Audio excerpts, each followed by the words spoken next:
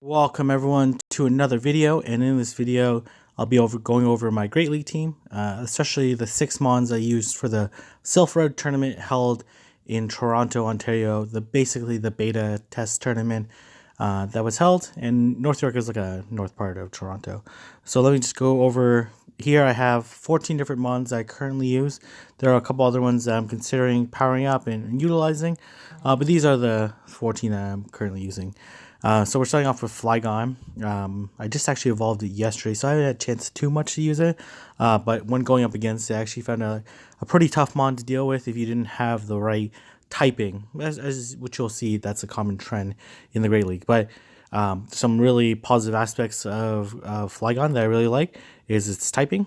It's both a benefit and a hindrance to its greatness, as I like to say.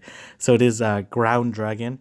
The dragon typing allows it to cover a lot of its weaknesses inherently in ground, such as like water, such as grass, but does make it 4 times weak to ice.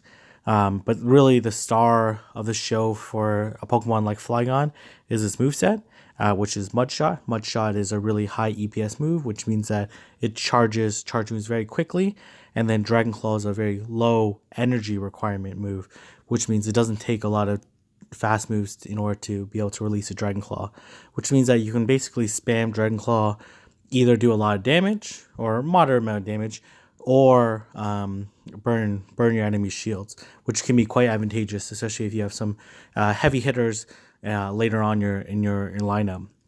And as well, it has access to Earthquake. Earthquake is not the most desirable ground move because it is quite a high energy requirement. But with a move like Mudshot, it doesn't take too long to charge it. And then Earthquake is really good against a lot of Metamons, such as Alolan Muck or a Malmetal, which are a little bit tougher to deal with, or Lantern as another example. And then with its typing, if you go up against Lantern, for example, or Raikou, which I've seen a couple times, then you'll have 3 times resistance against it, which means it'll basically do no damage for its electric moves. So that's why I have Flygon in my great team. Next up, we have Mawa. Mawa is a really great option due to its typing, Steel Fairy. It's only weak to fire and ground. Fire is not a common typing in this meta, but you do sometimes see people run Typhlosion or Charizard or other fire Pokemon, but they're not overly common, so you don't have to worry too much there. You do have to worry about the ground meta, which is prevalent and gonna continue to grow as the meta changes. But it does have 11 resistances to a number of different typings, such as ice, fairy, dragon, a bunch of them. So makes it really tanky against Pokemon that are limited to those movesets. So an example would be Altaria, where it's limited to basically most people are going to run Dragon Breath, Sky Attack, and Dazzling Gleam, or some people will run Dragon Pulse. But basically all those moves get walled or resisted, by Mawa. And the Mawa I have currently on my Mawa, I have Bite, Iron Head, and Poliwrath. So the reason why I have Bite is a very high DPS move, but very low EPS. And then and Dark is good against, like, see like some of these like uncommon Metamons like Cresselia, a traded down Cresselia that has access, probably has Psycho Cut, Moonblast, and Aurora Beam, or Future Sight and Aurora Beam. So that's another Pokemon that gets completely ruined by Mawa in terms of damage.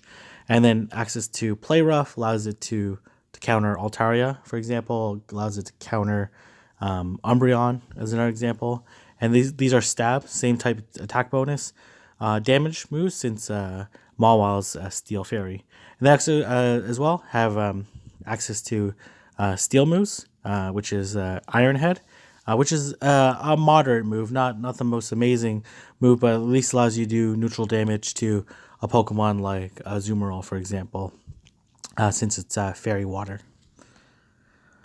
Next up, I have Umbreon. So Umbreon, I'm hoping to eventually replace with a Last Resort Umbreon. But the reason why I like Umbreon is it does really well in these like neutral condition challenges.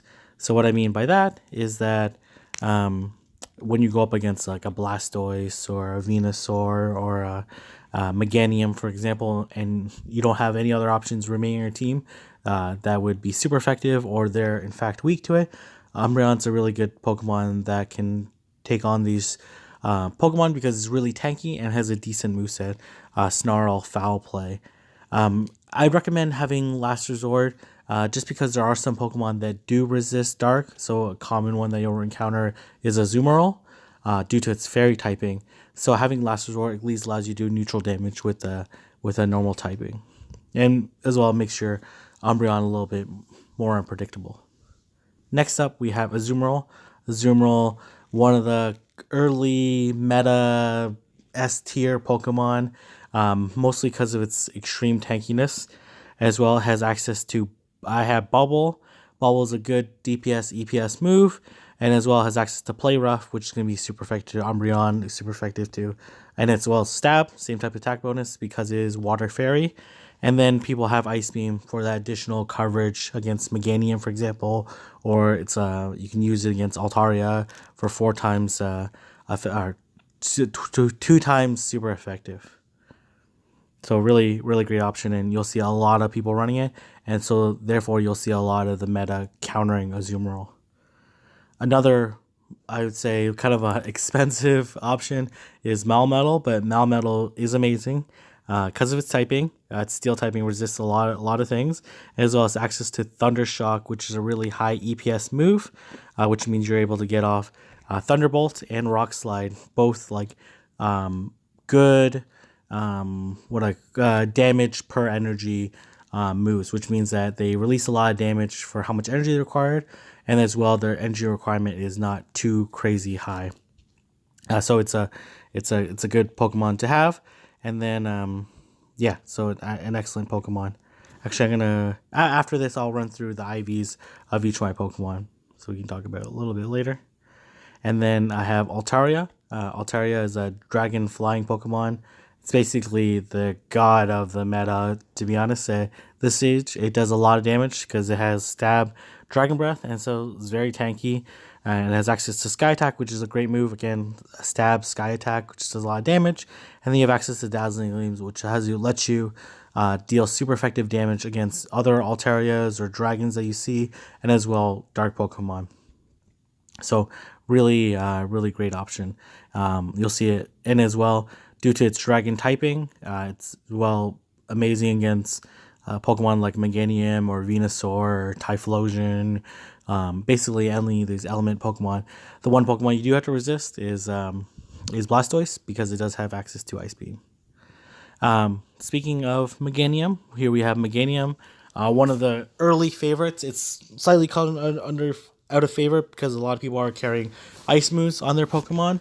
But Meganium with Vine Whip is an excellent fast move, and Frenzy Plant is a crazy charge move, one of the best damage per energy moves in the game, as well as access to Earthquake, which is the reason why I favor it over a Pokemon like Venusaur, just because Earthquake allows it to deal with Pokemon like Melmetal, where Venusaur couldn't, or like Metagross, for example. So really great Pokemon, really great choice. I like to pair it up with like my anytime I think that there's going to be a ground Pokemon used.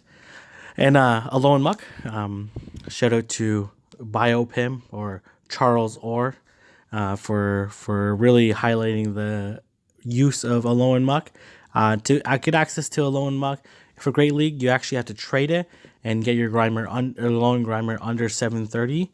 And then I like to run Poison Jab, Dark Pulse, and Sludge Wave.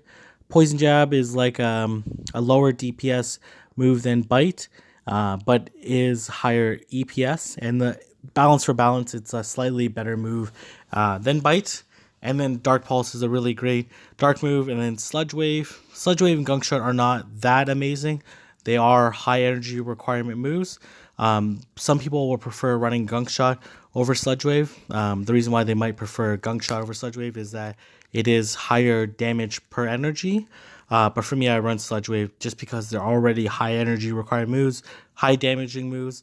It's likely that anytime that Gunk Shot would faint the Pokemon, so would Sludge Wave, and as well Sludge Wave is lower energy requirements. So you're gonna do less fast moves in order to access that, and sometimes that's all you need to do to win.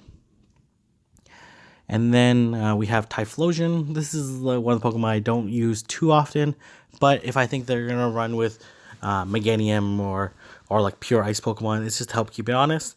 And it has access to Shadow, and as well Steel Pokemon has access to Shadow Claw, which is really good against Metagross, for example. As well, Shadow Claw is a really good fast move to begin with, and it has access to Blast Burn. Again, any of these Community Day moves are going to be super amazing, and as well as I give it access to Solar Beam in case it has a chance to switch in to a Blastoise and release that type of energy. So again, really great Pokemon, or you run into like a Whiscash or any Pokemon that's weak to grass. And then speaking of Whiscash, Whiscash like one of the first anti-Azumarill counters. With access to Mud Shot, again, a crazy EPS move, and access to Mud Bomb, a really low energy requirement move. Think about like equivalent to Dragon Claw as an example. You just spam Mud Bombs, and they're either forced to take them or they're gonna faint. It's a really amazing counter against Pokemon like Metal because it's just gonna melt it with these Mud Bombs. And then access to Blizzard. When shields go away, it's a really good counter to eliminate Altaria, for example, or other Pokemon that are weak to ice. I have Blastoise here with Water Gun, Hydro Cannon, and Ice Beam. Again, Water Gun, Hydro Cannon, really good moveset. And then Ice Beam I used for coverage against grass Pokemon. And then Poliwrath. So shout out to 17 Shots for trading me this Legacy Poliwrath with Mud Shot, Dynamic Punch, and Ice Punch. You can run with Bubble. Again, Bubble's a good move. The thing I prefer Mud Shot, higher EPS, and then as well, there's not too many times when Bubble is super effective in the Great League meta, so I do prefer Mud Shot. And then as well, having access to Ice Punch, Dynamic Punch gives you really great range. In the sense that Ice is really good against Altaria, for example, really good against Meganium, and then Dynamic Punch is good against all the Steel types, and then as well, good against the Dark types as well. It's a really strong move to begin with, and with Mud Shot you can charge it fairly quickly. So really great and amazing move, and one of my favorite Pokemon for sure. And I have access to Metagross. Metagross again, decent, fast move, but a really good charge move, and it has access to Earthquake to again deal with Pokemon weak to ground. And then I have Dragonite. Dragonite I don't use too much. I use it really on my early game meta, but then I found Altaria to be a better option. Dragon Claw is really nice because it's really low energy requirement, and as well as easy charge with Dragon Breath, and with that attack stat, it's like crazy, does crazy damage. As well, it's like Dragon typing again, resists Meganium, resists Typhlosion, resists like all these like elemental type Pokemon. But because Altaria is just that much bulkier, has access to Dragon Breath too, Sky Attack and Dazzling Gleam give like really great range against a number of different Pokemon. I do prefer Altaria